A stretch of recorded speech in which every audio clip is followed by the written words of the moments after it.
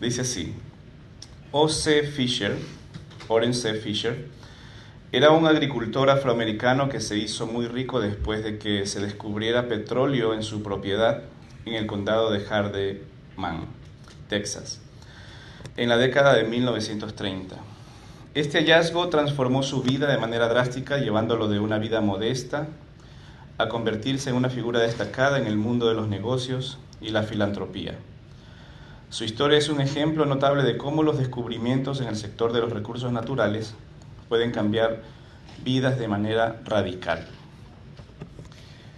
Este hombre encontró petróleo en su propiedad y después de haber sido una persona sencilla, llegó a ser uno de los millonarios en su época, ¿no? Uno se pregunta, ¿por qué no me pasan a mí esas cosas, ¿no? ¿Por qué siempre tengo que leer eso que le ocurren a otras personas? Pareciera que esas cosas buenas siempre le ocurren a otros menos a nosotros, ¿no? Y uno piensa a veces también al revés, ¿por qué siempre lo malo me pasa a mí? Pero no es así. En realidad, si nosotros meditamos en la palabra de Dios, vamos a llegar a la conclusión de que nosotros somos los que realmente hemos sido bendecidos en este mundo, ¿no? Abran su Biblia, por favor, en Mateo capítulo 13, y vamos a ver un ejemplo notable de esto. Mateo capítulo 13, versículo 44.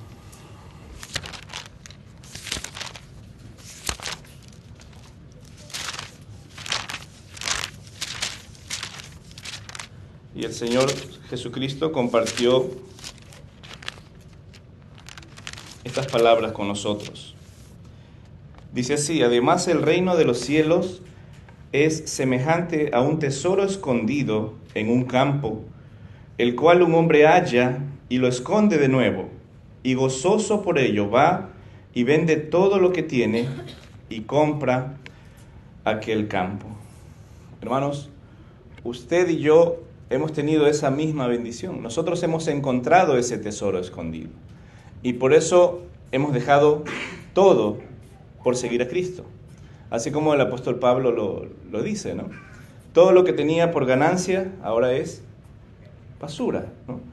Entonces nosotros al venir a Cristo hemos encontrado ese enorme tesoro. Y conforme pasan los años y conforme crecemos en las cosas del Señor, nos damos cuenta que tener a Cristo lo es todo. Tener a Cristo en nuestras vidas es lo más maravilloso que pudo habernos pasado. Y eso debería llevarnos a ver, de cierta manera, con compasión a este mundo, ¿no? A las personas que todavía no tienen a Cristo. Porque es como que usted tuviera la cura del cáncer, pero usted estuviera callado, no lo compartiera con nadie. Así es cuando no compartimos nuestra fe en Jesucristo. Miren cómo lo dice el apóstol Pablo. Dice en Filipenses 3:7, si lo quieren buscar, Filipenses 3:7 y 8, dice: pero cuantas cosas eran para mí ganancia, las he estimado como pérdida por amor de Cristo, y ciertamente aún estimo todas las cosas como pérdida por la excelencia del conocimiento de Cristo Jesús, mi Señor, por amor del cual lo he perdido todo y lo tengo por basura para ganar a Cristo. Cuando el apóstol Pablo estaba escribiendo esto, él estaba hablando de las cosas que había logrado humanamente aquí en esta vida. Pero él dice, todo eso es basura, porque él vivió este proceso que el Señor Jesucristo dice. Él vendió todo y lo tuvo por basura para ganar a Cristo.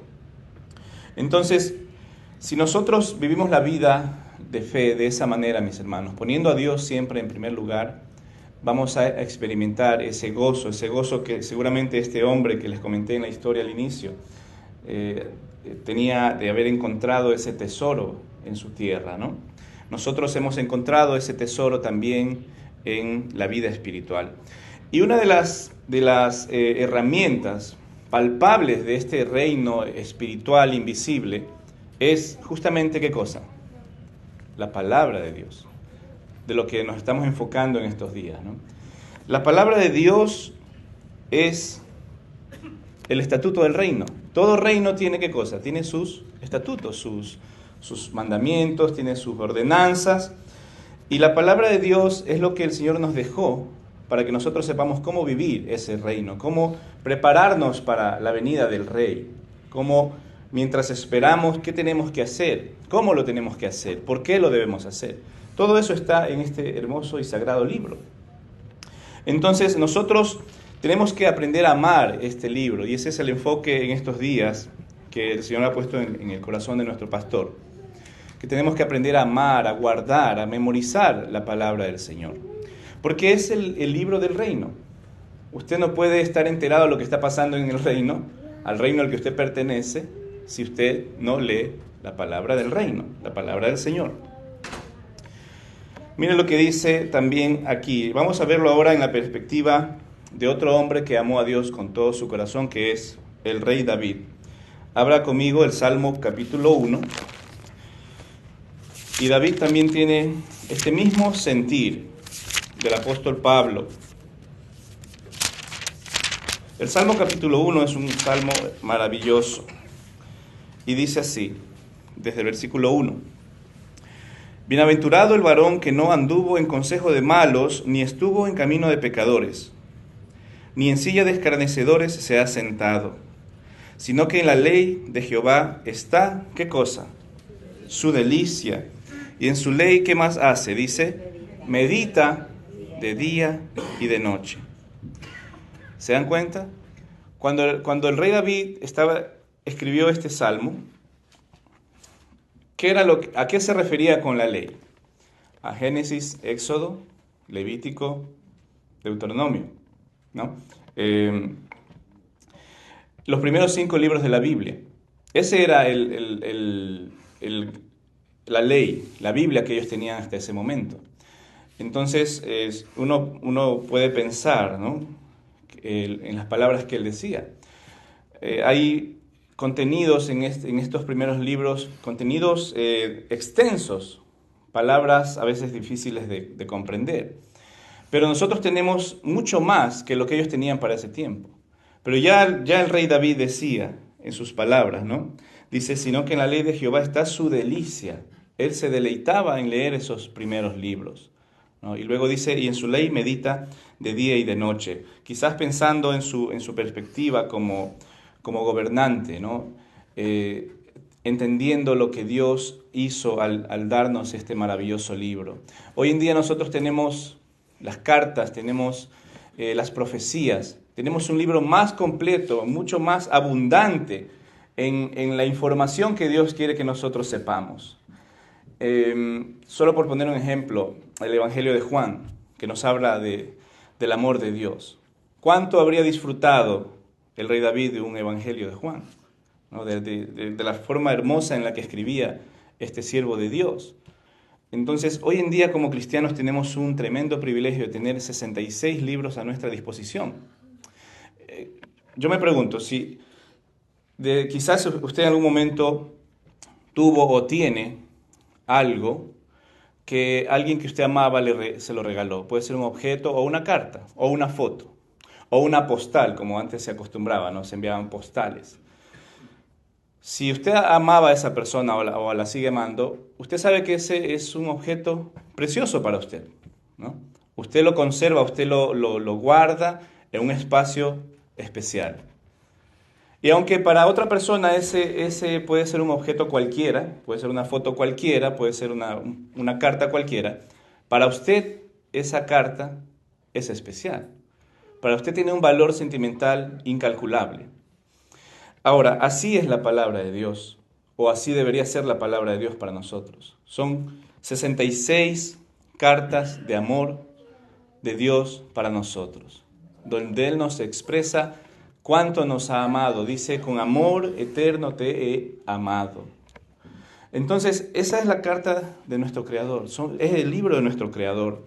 Hoy en día, lastimosamente, en muchas iglesias se hace énfasis en el reino, pero no se ama la palabra de ese reino. Y por eso las iglesias caen en estos constantes problemas y malos testimonios y falsas doctrinas. ¿Por qué? Porque no se respeta, no se sigue, no se ama la palabra de ese reino. Sí, nos encanta hablar de la prosperidad del reino, ¿no? Nos encanta hablar de las bendiciones del reino. Nos encanta hablar de las ventajas del reino. Pero pasamos por alto la palabra de ese reino. El reino de Dios tiene una palabra, tiene una ordenanza, tiene un estatuto, y es este maravilloso libro que tenemos en nuestras manos, mis hermanos. Entonces, no podemos amar a Dios y a su reino sin amar su palabra, porque ahí está todo, ¿no? Ahí está el contenido que tenemos que saber de cómo vivir nuestra fe. Por eso, a las iglesias como esta, como la nuestra, se le critica de legalistas o de aburridos o de muy conservadores. Pero yo prefiero eso, mis hermanos. Yo prefiero eso. Yo prefiero estar siempre de este lado, donde estamos siempre apegados a la palabra de Dios, evitando los excesos, evitando interpretaciones personales que pasen por alto la palabra del reino, ¿no? Tenemos que aprender eso, mis hermanos. Vamos a ver en las palabras de David otra vez, en Salmo 73, 25. Cuánto él amaba al Señor, cuánto él amaba su palabra también. Dice David: ¿a quién tengo yo en los cielos sino a ti? Y fuera de ti nada deseo en la tierra. Con ese énfasis, mis hermanos, deberíamos vivir la vida.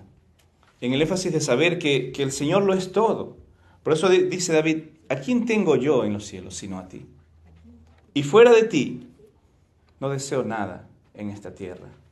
Cuando aprendamos a amar así a Dios y cuando aprendamos a amar así la palabra de Dios, hermanos, yo les aseguro, nuestra vida va a tomar una perspectiva diferente. Nuestra vida va a ser completamente diferente. Cuando usted ponga a Dios en primer lugar, cuando usted ponga la palabra de Dios en primer lugar en su vida va a ser transformada, su vida va a cambiar, sus pensamientos van a cambiar. Porque como usted piensa, luego usted ¿qué hace? Usted actúa. Entonces, si la palabra de Dios no está renovando nuestros pensamientos, usted seguirá haciendo las cosas que siempre hizo. ¿Se da cuenta cuán importante es amar la palabra de Dios? La palabra de Dios se la define como agua, agua que limpia. Entonces, tenemos que aprender a dejar que la palabra del Señor limpie nuestros pensamientos, limpie nuestros corazones y nos ayude a vivir una vida correcta, mis hermanos. ¿Qué tanto amamos la palabra del Señor? ¿Qué tanto estamos dispuestos a renunciar a lo que somos, a lo que tenemos, por seguir a Dios y su palabra? Yo le pregunto a usted, para terminar, ¿usted lo dejaría todo para ganar a Cristo? Así como el apóstol Pablo, así como el rey David. ¿Usted lo dejaría todo para seguir a Cristo?